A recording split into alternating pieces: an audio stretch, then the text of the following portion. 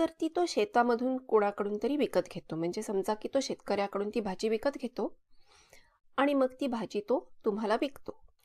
मग दुकानदार जेव्हा शेतकऱ्याकडून एखादी गोष्ट विकत घेतो, भाजी असेल किंवा धान्य असेल, तर दुकानदार जेव्हा ती विकत गोष्ट घेतो, त्याला म्हणतात खरेदी.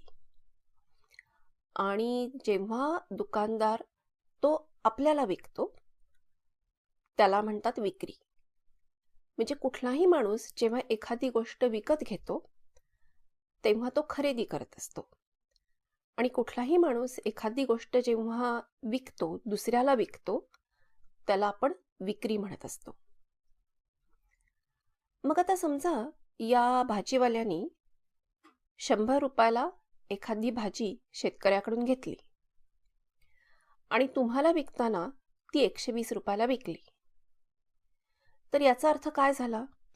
याचा अर्थ त्यांनी जेवढे पैसे खर्च केले होते त्याच्यापेक्षा त्याला जास्त पैसे मिळाले.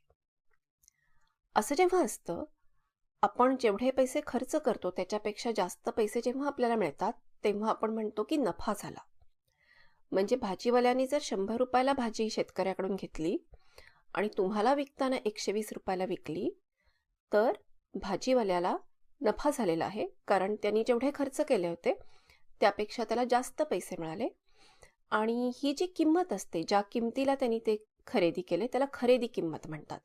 म्हणजे या बाबतीमध्ये 100 रुपये ही खरेदी किंमत झाली आणि 120 रुपये ही विक्री किंमत किंवा नुसती विक्री असं पण म्हणतो आपण, अशी ती झाली. आणि इथे 20 रुपये त्याला जास्त मिळाले, म्हणजे 20 रुपयांचा नफा झाला. आता समजा भाजी त्यांनी खरेदी करताना 100 रुपयाला केली असती, म्हणजे खरेदी किंमत 100 रुपये असती, पण विक्री किंमत मात्र 90